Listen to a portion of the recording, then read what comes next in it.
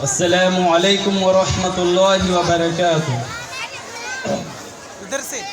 الحمد للہ کفا والسلام علی عبادہ الذین اصطفى، اما بعد فاعوذ باللہ من الشیطان الرجیم، بسم اللہ الرحمن الرحیم۔ ومن آیاته أن خلق لكم من أنفسكم أزواجا لتسكنوا إليها وجعل بينكم مودة ورحمة إن في ذلك لآيات لقوم يتفكرون۔ محترم سامعین، حکام صاحبان، مشفق و مربی، اساتذہ اکرام اور میرے سامنے بیٹھے ہوئے عزیز ساتھیوں، میں آج کے اس سالانہ پروگرام میں جس عنوان پر بولنا چاہتا ہوں وہ ہے جہیز کی لعنت کا خاتمہ کیسے ہو۔ اسلام جیسے پاک و صاف مذہب کے اندر جہیز معاشرہ اور سماج کے لیے سب سے زیادہ نقصان دہ علامت ہے، اس سے انکار نہیں کیا جا سکتا۔ آج ہندوستانی ماحول کے اندر مسلمانوں میں جہیز کا چالن زور و شور پر ہے اور ہر فرد جہیز کا متمنی نظر آ رہا ہے، چاہے وہ جہیز کا مطالبہ کھلا طور پر کرے یا اشاروں پر، کنایوں میں، لیکن ہر بندہ خدا اس جرم میں مبتلا ہے۔ جب ہم اور آپ معاشرے کی اس گھناؤنے اور کپٹی پیل پر نظر دوڑاتے ہیں تو ہر ایک اس میں ننگا نظر آتا ہے، چاہے اس کا تعلق کسی اچھے گھرانے سے ہو یا عہدے و منصب پر فائز ہونے سے ہو۔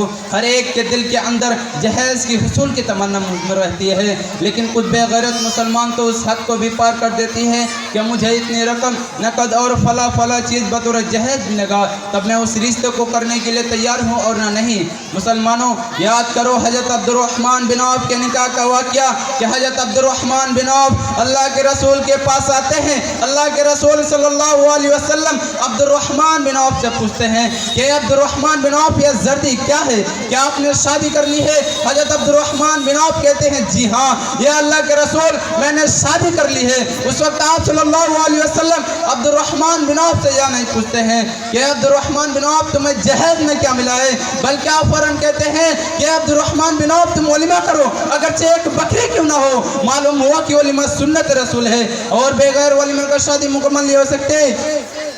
لیکن آج کا نام نہاد مسلمان جو اپنے کو شیدائی رسول اور فدائی رسول کہتا ہے، اس کا تو حال یہ ہے کہ اگر وہ کسی کے گھر شادی میں جاتا ہے یا کسی دوست کے شادی میں شرکت کرتا ہے تو سب سے پہلے اس کا سوال یہ ہوتا ہے بھائی بتاؤ کتنے نقد ملے، سامان کیا کیا ملے، لڑکی بیوٹیفل ہے یا نہیں وغیرہ۔ اگر وہ شخص جس کی شادی ہوئی ہے اس کو اچھی خاصی مال جہیز کے طور پر ملے تو فخر و غور سے کہتا ہے کہ فلاں چیز ملی ہے، فلاں جگہ فلیٹ ملا ہے وغیرہ۔ لیکن اگر کم ملا ہے تو مارے شرم کی اس کی نگاہیں جھک جاتی ہے اور وہ اپنے کو حقیر سمجھنے لگتا ہے کہ کاش مجھے اچھا خاصا جہیز ملا ہوتا تو میں اپنے دوستوں میں سر اونچا کر کے یہ کہہ سکتا تھا کہ مجھے میرے سسور نے بطور جہیز میں فلاں چیز دی ہے، کیونکہ میں اپنے اندر وہ چیز کبھی کما کر خرید نہیں سکتا تھا۔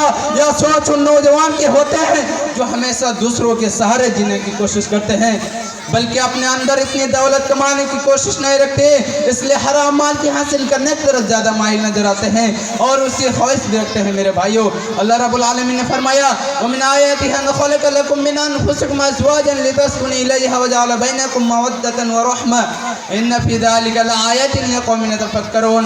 اور اس کی نشانیوں میں سے ہے کہ تمہاری جن سے بیویاں پیدا کی ہیں تاکہ تم اس سے آرام پاؤ، اس نے تمہارے درمیان محبت اور ہمدردی قائم کر دیتی ہے۔ یقیناً غور و فکر کرنے والوں کے لیے اس میں بہت سی نشانیاں ہیں۔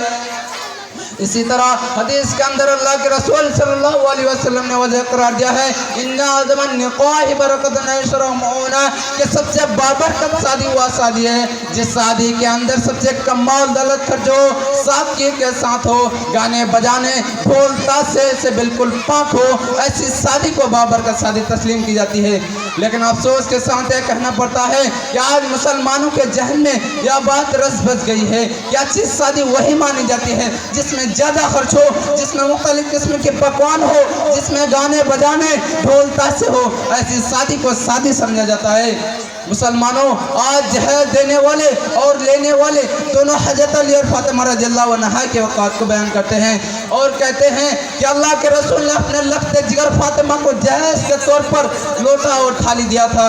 یہ بات سچ ہے، لیکن حضرت علی رضی اللہ عنہ کو تو حالت دیکھیے کہ उस वक्त हजरत रजी अल्लाह अन्हु के पास बड़ी तंगी थी, उस वजह से अल्लाह के रसूल सल्लल्लाहु अलैहि वसल्लम ने बतौर मदद के लिए उनको ये चीज़ें दी थी। ठीक है, अगर आपका होने वाला दामाद वाक़ईतन गरीब है तो आप भी जरूर उसकी मदद कीजिए, दिल खोल कर मदद कीजिए, लेकिन जहेज न समझे, बल्कि घर बसाने के तौर पर तो यह कार खैर आप भी कर सकते हैं। लेकिन आज जहेज लेने वाले तो माशाअल्लाह अच्छे खासे मालदार होते हैं, फिर भी हाथ फैलाए रहते हैं, जबकि कुरान और हदीस में हाथ फैला कर मानने वालों की बड़ी मजबूत बयान की गई है। जरा सोचो और अपने अंदर दीन इस्लाम की बातों को बसाने की कोशिश करो। सिर्फ आप ही शादी नहीं कर रहे हैं, बल्कि अल्लाह के रसूल ने भी 11 शादियाँ की थी, साहबा ने भी शादियाँ की थी, लेकिन तारीख, सीरत, हदीस के अंदर कहीं नहीं आता है कि शादी से पहले उन लोगों ने जहेज का मुतालबा किया था कि मुझे इतनी रकम मिलेगा तब मैं शादी करूंगा, और नहीं, ऐसा हरगिज़ नहीं। जरा तस्वीर कीजिए, एक दुख्तर मिलत जवानी की दहलीज पर खड़ी है, खूबसूरत है, नेक सीरत है, तालीम के जोर से भी आरस्ता है, मगर उन सब के बावजूद उसकी शादी सिर्फ इसलिए नहीं हो रही है क्योंकि उसके मुफलिस बाप के पास बेटी की शादी में देने को जहेज नहीं है। मुसलमानों, कब तक हम और आप जहेज का मुतालबा करते रहेंगे? कब तक हम दूसरे के दिए हुए दौलत पर नार करते रहेंगे? कब तक हमारे बहनें जहेज के खौफ से खुदकशी का शिकार होती रहेगी? कब तक उनके ख्वाब व ख्याल का जनाजा निकलेगा? कब तक उनके साथ जुल्म ज़्यादती होती रहेगी? कब तक उनके आंखों में आंसू बहती रहेगी? आखिर उसकी कोई हद होनी चाहिए। मैं सबसे पहले उन तालिबा को दावत फ़ख्र देता हूँ जो मुख्तलिफ तालीम रद्द सुबस्ती रखते हैं। दोस्तों, अगर आप इस सामाजिक लेनत के खिलाफ खड़े हो तो इंशाअल्लाह इस जलील रस्म का ख़त्म होते देर नहीं लगेगी।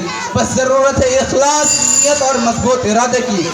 हर जमा साल लड़का रब कदीर से यह वादा कर ले कि वो अपनी शादी खालिस इस्लामी तरीका पर करेगा और जहेज की किसी भी किस्म को हराम समझेगा। इस सिलसिले में हमारे मुअज़्ज़ज़ उलमा इकराम थोड़ी सी कुर्बानी देकर उम्मत के लिए एक मसाल पेश कर सकते हैं कि बड़ा करम आप किसी भी लेन देन वाले शादी में शिरकत से परहेज करते हुए निकाह हरगिज़ ना पढ़ाए। लड़की की वालिदैन यह कतई फैसला कर ले कि हम अपनी बेटी की शादी जो है हरगिज़ जहेज के लालची अफराद तैयार नहीं करेंगे। यह बात ज़हन नशीन रहे कि जिस खालिक अकबर ने आपको बेटी अता की है वो उस बात पर भी कादिर है कि आपकी बेटी की शादी किसी नेक व सालेह फराद से कर दे। आखिर में रब के बारगाह में दुआ करूँ कि ये अल्लाह हमें जहेज ना लेने की तौफीक अता फरमा, हमें भी रसूल सल्लल्लाहु अलैहि वसल्लम जैसा ईमान